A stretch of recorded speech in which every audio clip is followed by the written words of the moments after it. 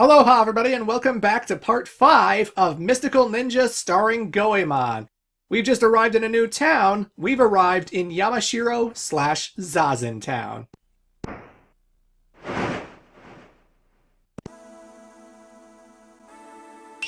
So, it was you guys. Yai! Well, what are you doing here?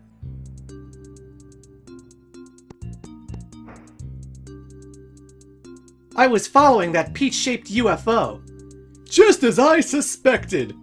That UFO has something to do with what's been happening, doesn't it? Yes, definitely. In order to defend the peace of Japan, Secret Ninja Agent Yai has begun to investigate the strange occurrences happening throughout Japan. They are thought to be caused by the mysterious Flake Gang. And did you find anything out about the Flake Gang? Well, all I found out was that there are several members who call themselves the Peach Mountain Shoguns. Peach Mountain? Huh? I don't care if we're talking Peach Mountain, or Chestnut Mountain, or even a Pear Mountain. They'd better be ready, because I'm gonna kick their butts! It looks like our objectives are the same. Wow! Then we can go together on our adventures! Yes, I guess you're right.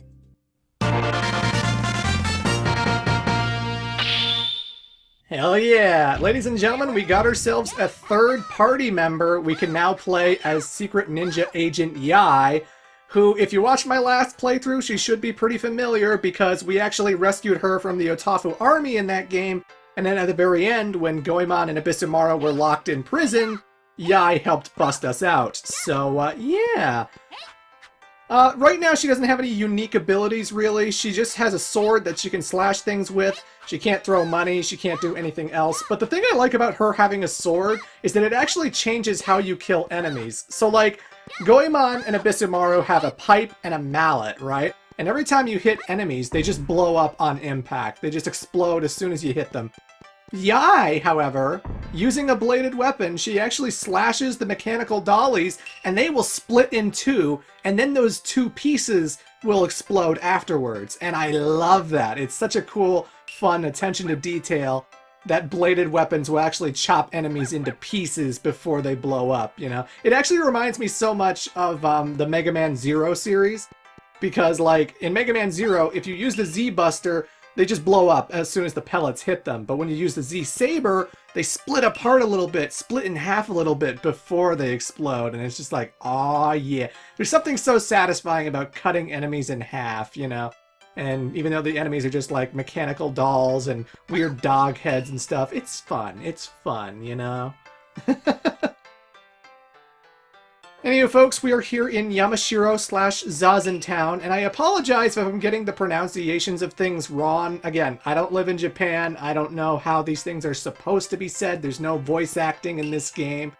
So if I mispronounce things, I'm sorry. I'm sorry. This isn't exactly my native home. This isn't exactly a thing I talk about all the time. Is it the Gojo Ohashi Bridge? I hope so. That's the only thing I know to say. Hey, stop! Stop right there! If you want to get by here, hand over the treasure you have. Well, come on, what's it gonna be? I have no treasure with me. What? You poverty-stricken good-for-nothing? So this is Benkei. So you're back again! I have no interest in seeing you! Go home! Go home! I'm trying to leave this town and move on to the next location, but unfortunately Benkei is blocking the way, and I'm gonna have to find someone to help me with this guy in order to progress. So we're gonna investigate this town. If you've been paying attention to some of the NPC dialogue, it turns out that the children of Yamashiro, the children of Zazen Town, have started to disappear. Someone has abducted these children and now they are missing, so...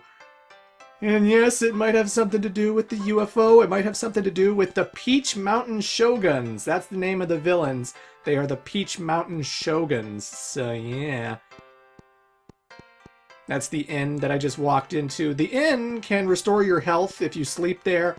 And it's also where you go in order to save your progress. Like, anytime you want to stop playing the game and you're like, well, I gotta save the game. How do I save the game? It's not like Ocarina of Time where you just push start and then push like B or whatever. In this game, if you want to save, you have to stop at an inn, or there are certain signs throughout the game that actually give you a prompt. Like, before you enter Oedo Castle, the sign at the entrance will actually ask you, do you want to save the game? And you can save then, but, you know, if you need a save point, if you don't know how to save, the inns in towns are always your go-to. And finding a town should always be easy in this game, especially later in Part 6, when we get a certain item that allows us to travel around. Yeah, look at that! A fortune cat! And it increased by 1. Oh yeah, oh yeah. So that one's a little bit secret. You have to actually hit the thing a little bit before the fortune cat will spawn, but you know. Nothing too crazy, nothing too insane. I hear there are guys using gigantic robots to attack towns and villages. You're not those guys, are you? Well, okay, we may have run through a whole bunch of buildings with Goemon impact. We may have, like, smashed a whole bunch of pagodas. You know, sometimes, in order to make an omelet, you have to crack a few eggs, okay? I don't make the rules. Rice crackers, sauce dumplings, hot tofu. And like I said before, every single town, every single restaurant in all these towns have something completely different, something that wasn't in the last town. So I always like seeing what kind of new food they got, you know. My mom tells me not to go outside because kids are being kidnapped. But I'm a big boy now. There's nothing I can't handle. Oh, kid. Kids are adorable. Hey, I was just talking about the food, buddy. I was just talking about the food. There's just one person in this town who has crossed the Gojo Ahashi Bridge without handing anything to Benkei. His face is pretty good looking, but when it comes to his personality... he's a dick, huh? Benkei, who you'll find at the Gojo Ahashi Bridge, is a treasure maniac! He waits at the bridge on the lookout for rare treasures carried by people. They keep mentioning this, but we're not going to give this guy any kind of treasure. No. We don't have to find a certain trinket. We don't have to find a certain item. I'm reading these signs for, like, Mount I don't know how you say that. The Golden Temple and whatnot, but I'm not actually going to go in there because it would just be a waste of time. There is nothing there, just a whole bunch of dead ends that lead to nothing. I will be going back to those places later during the adventure. It's just right now we don't need to go there. So I'm not fully exploring Zazen Town. I'm just going to cut right to the heart of the matter, get to the real meat and potatoes, you know. This doorway is another exit from Zazen Town, but unfortunately it will not open right now, so I'll have to wait a little bit. But yeah. Just worth mentioning, a lot of these doors I'm not going to be going into, but I will be going into them later. For now, I'm going to talk to this dog. These are the upper reaches of Duck Creek, woof! If you go down the creek, you'll reach midstream, and then a little further is downstream, woof! Which would mean that since I'm here, I must be up the creek without a paddle, woof! How can I talk to dogs? I don't know, Ninja Agent Yai. I don't know. It's just dogs can talk in the Mystical Ninja series, I guess. Whatevs. So we're out at the point of the game where I would say this is probably the least interesting side quest, even though now that I've actually gotten used to it, it is pretty much like 3 to 4 minutes long, so it's not really that taxing or exhausting in hindsight, but we're gonna talk to this guy. What do you want? Who are you? You've got some nerve asking me who I am. You don't recognize me? I'm only telling you once, keep your ears wide open. I'm Ushiwaka, the best-looking knight in the world. Now remember that. Do you know Benkei? Of course I do! He's like a follower to me. Wait a sec. I bet you're trying to get across the Gojo Ahashi Bridge that Benkei's blocking. Am I right? Well, yes. Well, why didn't you tell me in the first place? Just do me a favor and I'll tell you how to deal with Benkei. Well, what do you say? Will you do me a favor? Well, alright. Then it's decided. Okay, catch me some fish from the Duck Creek. First, catch 3 blue fish. And all of a sudden you go into the water and fish have spawned everywhere, even though there were no fish there before. So there's 3 different colors of fish. There's the blue fish, the yellow fish, and the red fish. And We're not fishing. There's no fishing mini game. We're just running into them.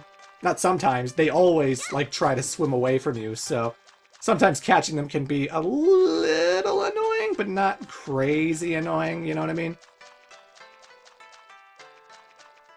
And I only need 3 bluefish, so I'm done. I got it. That was easy. Nothing to it, nothing to it. You did it! Okay, next get me 5 yellowfish. Ugh. So now I have to pick up 5 yellowfish. And this is why, like, this is like the one dull spot, I would say, that Mystical Ninja starring Goemon has. It's just, I have to collect all these fish, which means I have to go back and forth between these sections. I have to keep going in between all these rooms throughout the stream in order to pick up these fish.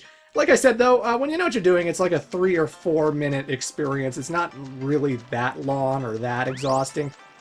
It's just, it was always something I never looked forward to whenever I replayed the game. And this is the only thing of its nature, you know? This is the only time the game does this for me, where it's like, I'm not huge on this section. I wish it would go by a little bit quicker. But whatevs, you know? Whatevs. Compared to some of the longer backtracky, side questy stuff that goes on in games nowadays, 3 to 4 minutes is nothing, you know? 3 to 4 minutes is nothing at all. I don't mind going back to this every now and then, especially if I haven't played Mystical Ninja in a long, long while, but, Okay, so I got 5 yellowfish. Let's see, if he wants me to get anything else. Pretty good! Okay, this is the last. Get me 8 red fish. Goddamn, man, goddamn. And this will be it. I just get 8 red fish, and then I don't have to catch any more fish ever again. So yeah, yeah.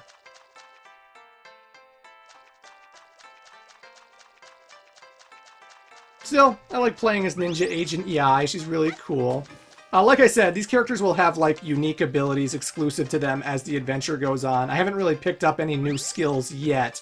But that is an aspect of the game. Eventually there's going to be a reason I want to be Yai, a reason I want to be Abisumaru, and a reason I want to be the other 4th party member that we might see pretty soon. Well, I don't know, we might see him really soon.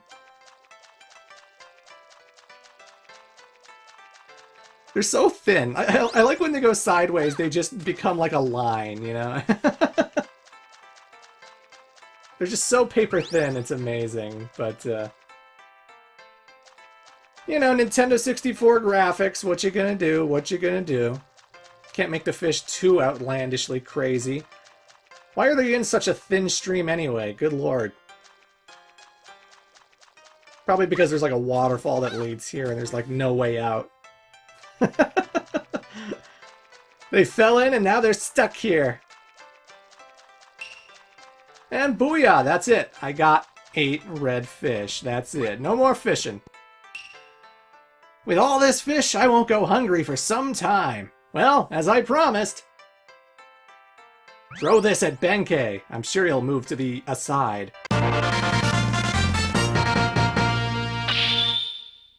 Move to the aside? Shouldn't it be moved to the side? My dream is to sit back, relax, and have no worries for the rest of my life. It means no worries for the rest of your days. Anywho, right up this ladder, and we're back at Benkei. So now we're going to be using the log that he gave us. Hey, you over there! If you want to cross this bridge, ugh! I can see in your eyes you want to fight. Very well. However, if you lose, I will blast you far, far away! Well, well, it's a fight with Benkei. Look for the instant Benkei reaches the ground when jumping, and throw the Achilles heel at him 3 times within the time limit. The item can be thrown by pressing the B button. So this is a timing minigame. You want to throw it when he's on the ground so that we hurt his legs. But he's constantly jumping, so it's a little tricky. We have a minute time limit, and at the very end, in his 3rd hit, he actually uses his bladed weapon to, like, cut the log when he's on the ground. So you actually have to be very specific with your timing. Watch this. Oh, he destroyed it! He destroyed it! He didn't destroy that one. Booyah! Ever since the Achilles heel was thrown at Benkei, Achilles heel was meant to be the weak point of someone. There's something fishy about that story. Ah! To be defeated in the same manner as I was by Ushiwaka. Please, I beg you, don't tell anyone that I lost, please. I'll let you pass the bridge at will, and I'll give you something from my collection. Which is... Wow, wow, it's our friend Sasuke! What Benkei pulled out was... all stiff, with batteries almost falling out. It was none other than the mechanical ninja, Sasuke. Where did you get this? It came falling from the sky just the other day. I wonder if it has anything to do with the explosion at the wise man's house. Well, in any case, don't tell a single soul that I lost.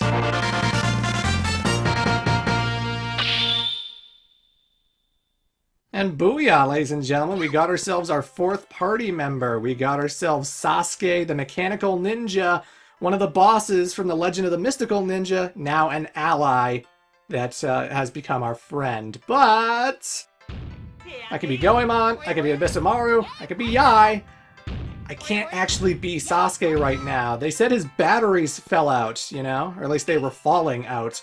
But he has no batteries, or at least the batteries that are in him don't work. He's a mechanical being, he's a robot. So, unfortunately, Sasuke is useless right now. We have him, but we can't exactly use him.